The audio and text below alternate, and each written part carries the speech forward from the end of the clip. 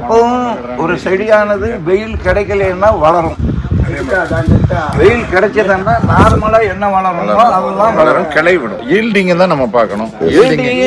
அது எப்பவுமே ஒன்றும் புரிஞ்சுக்கிடணும். செடி நல்லா இருந்தா விளையும் பயிர் முறையிலே மாதிரி செடி நல்லா இருந்தா எவ்வளவு கம்மியா உரம் போட்டா வருமானங்கிறதா இனிமே பார்க்க போறோம். இப்ப இது நமக்கு வருமா வராதாங்கிறது ஆராய்ச்சிக்கு மட்டும்தான். ஆமா, வருமா வராதாங்கிறது தான். இப்ப வந்துருச்சு அப்படின்னா அதுக்கு அடுத்து என்ன பண்ணணுமோ பண்ணுவோம். ப்ரூனிங் இருக்கக்கூடாதுங்கிறது நம்மளுடைய கொள்கை. இயற்கையாகவே வளர்க்கணும்.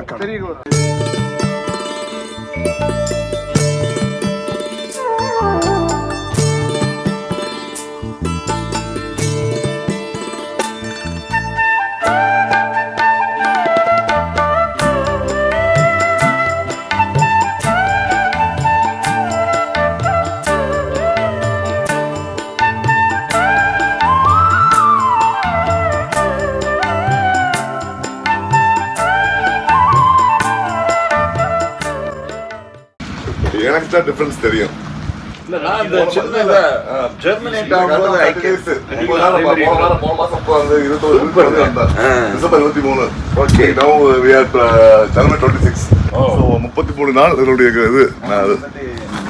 சொன்ன மாதிரி அந்த பிரான்சஸ் இது பிடிக்கிற மாதிரி வந்துரும்.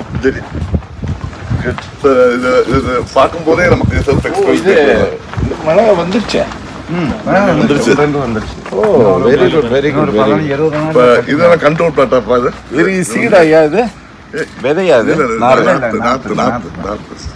இங்க சார் 1 2 3 4 இந்த 5 லைன் வரைக்கும் நமக்கு இதுக்கு முன்னாடி உள்ள ஆயில் டெக்னாலஜியில இதை பண்ணிக்கிட்டு இருக்கோம். ஓகே. இது ஆயில் 1 லிட்டர் ஆயில் எடுக்கணும்னா 2 கிலோ கடை போட்டால் தான் 1 லிட்டர் ஆயில் வரும். இப்போ புதுசாக நம்ம என்ன பண்ணுறோம்னா இதுவும் கூட கொஞ்சம் காஸ்ட்லி, கொஞ்சம் ஜாஸ்தியாகுது. இதுக்கு ஈக்குவலாக நம்ம ஏதாவது ஒன்று பண்ணணும்னு நினச்சிக்கிட்டு இப்போ முயற்சி பண்ணி இதுலேருந்து இந்த பக்கம் இதே இப்போ இங்கே வேம்பு அடித்தோம்னா அதே வேம்பு சம்மந்தப்பட்டது நம்ம சொந்தமாக இப்போ பண்ணது. ரொம்ப பண்ணது. இந்த லைன் 4 லைன் 5 லைன் வரைக்கும் அந்த 5வது லைன்லேருந்து நம்ம இப்போ பண்ண இதை விட இது குரோத் நல்லா இருக்குது. நல்லா இருக்குது. இதுக்கு நல்லா இருக்கு. காயம் வந்து பார்க்கும்போது இதனுடைய ஹைட்டு பிரான்சஸ் அது ஈல்டே வந்துருச்சு. ஈல்டு வந்துருச்சு. நல்லா இருக்கு. இதுலேயும் ஈல்டு வந்திருக்கு. அந்த பக்கம் இந்த இடம் வந்து ஜாஸ்தியாகி இங்கே வளரல. இதுவும் வந்திருக்குது. இது நார்மலா இருக்குது. இதே பார்க்கும்போது அந்த பார்க்கும்போது சேம் செடி தான். சேம் செடி, சேம் டேட் ஆஃப் சோயிங், எல்லாமே ஒரே தான். Experimental research. Yes very good. கரெக்ட்ல பாருங்க ஈல்டிங் நல்ல. எஸ். இது ஸ்டடி பண்றது. அதெல்லாம் அது கொடுத்தது. இப்போ இது போடாம வருமா? இது போடாம வெயில் காலத்துல வராது. மழை காலத்துல குளிர் காலத்துல வரும். இது எத்தனை வருஷம் பிளான்ட்? இது எத்தனை மாசம்?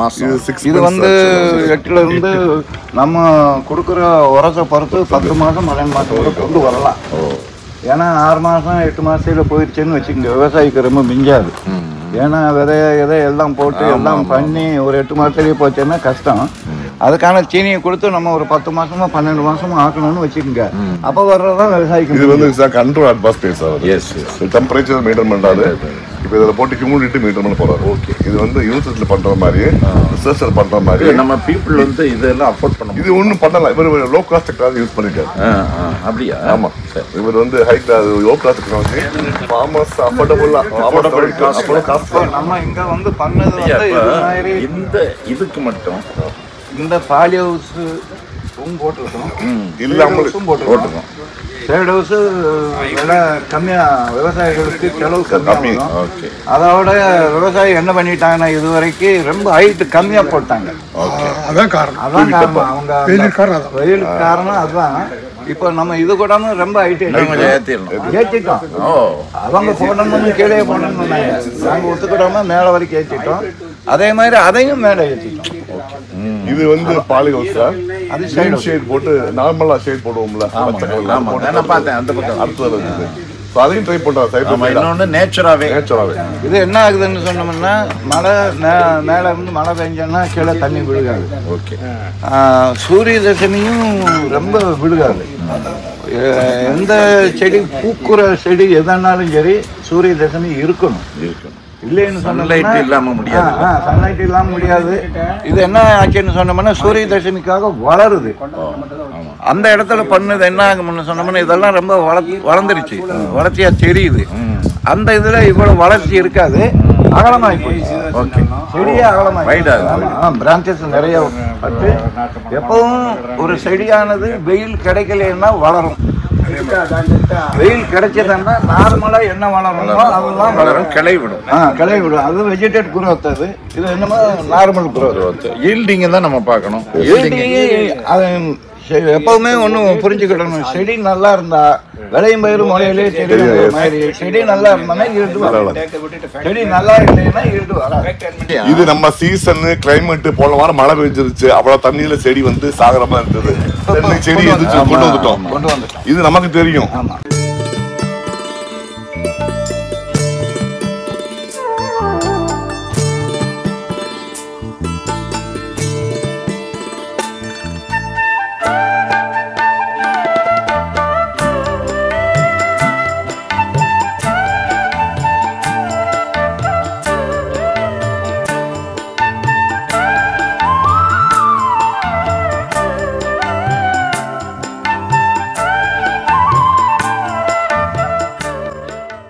இது நமக்கு சூரிய தசமி அதாவது வெயில் கிடைக்காதனால இது வந்து இந்த நோட்ஸ் இருக்கு பார்த்தீங்களா, இதுக்கும் அதிக தூரம் ஆகி போச்சு.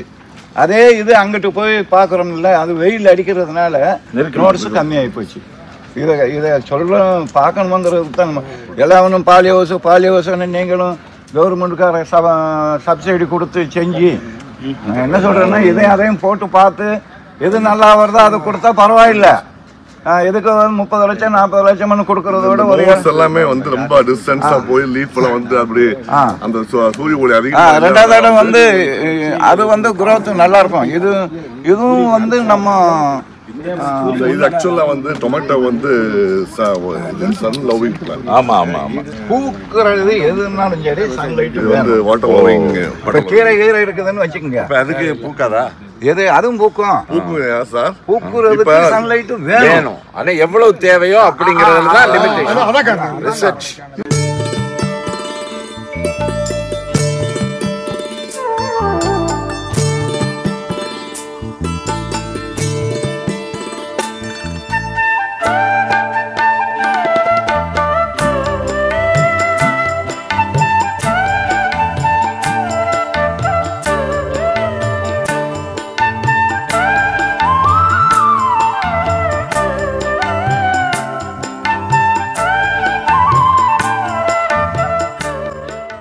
சன்லைட்டு கூட கொஞ்சமா சன்லைட்டு நல்லா விழுகுது. அதனால எல்லா பிளான்ட்டும் ஒரே மாதிரி இருக்கு. அதுல வந்து சன்லைட் விழுகுது, ஆனா லிமிட்டடா விழுகுது. இது வழி அதுல பார்த்தா நல்லா தெரியும் சார். நோட்ஸ் வந்து நம்ம அங்க பார்த்தோம்ல. ஆமா ஆமா, அது வந்து அகண்டு லீஃப் எல்லாம் வந்து ரொம்ப பியூட்டிஃபுல் வளர்ந்து இருந்தது. இந்த பாத்தீங்கன்னா இந்த இலைக்கும் இதுக்கு நோட்ஸ் லாங்கா அடிச்சுப்பாங்க. இல்ல பாக்க நெருக்கமா இருக்கு. அதான் வித்தியாசம். செடியும் கலரும் அதுவும் போக அதுல ஒரு கலர் நல்லா இருக்கு, இதுல ஒரு அடர்பச்சையா இருக்கு. எல்லாத்துலயுமே சேம் உரம் தான். இந்த அட்மாஸ்பியர் தான் மாத்துறீங்க. இதுல மழை பெஞ்சாலும் உள்ள விழுந்துரும். அது மழை பெஞ்சா உள்ள விழாது. சன்லைட் உள்ள விழுகும். அதனால செடி ரொம்ப வளராது, சைடு போகும். இது எதுக்கு பண்ணோம்னு சொன்னோம்னா, இப்போ சாரவங்கள்லாம் ஒசூர் ஏரியாவில் பாலி ஹவுஸ் கொடுக்குறாங்க. அவங்க அந்த பாலி ஹவுஸை போட்டுக்கிட்டு ஒரு செடிக்கு ஒரே இடத்துலையும் கிட்டத்தட்ட நம்ம வந்து இங்கே வைக்கிறது வந்து 5000 செடி, அவங்க வந்து 11000 செடி வைக்கிறாங்க. 11000 செடிக்கு வச்சுட்டு ஒரு செடிக்கு 2 கொப்பு மாத்திரம் மேலே ஏற்றுறாங்க. வெட்டிடுறாங்க.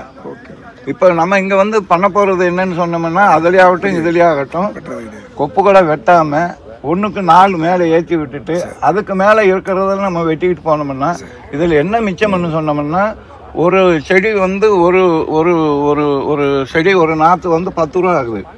5000 நாத்தானாலும் கூடமும் 50,000 ரூபாய் போச்சு. இங்கேயே 50,000 ரூபாய் இவனுக்கு சேவ் பண்ணிக்கலாம் அப்படிங்கிற ஒரு உத்தியாசத்தில் நம்ம இது ரெண்டையும் போட்டு கம்பேர் பண்ணுறோம். அவ்வளோதான். 2க்கு பதிலாக 4 போகிறதுனால செடி நாற்றை குறைச்சிக்கிற மாதிரி வந்துடும். ஆமாம் நம்மளும் 4 தான் ஏற்ற போகிறோம். ஆமாம் 4 தான் ஏற்ற போகிறோம். இந்த 4 இதையும் கட்டி வச்சிருக்காங்க. 4 இந்த செடியிலேருந்து 4 தான் ஏறும். 4 தான் ஏறும். அதுக்கப்புறம் வந்தது அவங்கள மாதிரி கட் பண்ணி கூட அப்படி ஒன்று பண்ணி எதுவுமே ஏத்தாம 1-2 மத்தரை ஏற்றிட்டு பேசாம எதையும் வெட்டாம விட்டுருவோம். கொஞ்சம் உயரம் இவ்வளவு உயரம் வந்ததுக்கு அப்புறம் இதுக்கு மேல கீழே வராது, மண்ணில் வந்து விழுகாது. அப்ப விட்டு பார்ப்போம்ட்டு எல்லாமே ட்ரையல் பண்றோம். இப்ப பண்றது எல்லாமே நம்ம ஏரியாவுக்கு வருமா வராதா, அதுக்கு அடுத்துதான் ஏழை விவசாயி இதை பண்ண முடியுமா இல்ல அடுத்து எவ்வளவு காஸ்ட் வருது, மினிமம் குறைஞ்ச காசுல அதிக பலன் மகசூல் வர்றதுக்கு உண்டான வழியை நம்ம வருமா எவ்வளவு மகசூல் வருதுன்னு பாக்குறோம். இனிமே பண்ண போறது எவ்வளவு கம்மியா உரம் போட்டா வருமானதான் இனிமே பார்க்க போறோம். இப்ப இது வந்து நமக்கு வருமா வராதாங்கிறது ஆராய்ச்சிக்கு மட்டும்தான். ஆமா, வருமா வராதாங்கிறது தான். இப்ப வந்துருச்சு அப்படின்னா அதுக்கு அடுத்து என்ன பண்ணணுமோ பண்ணுவோம்.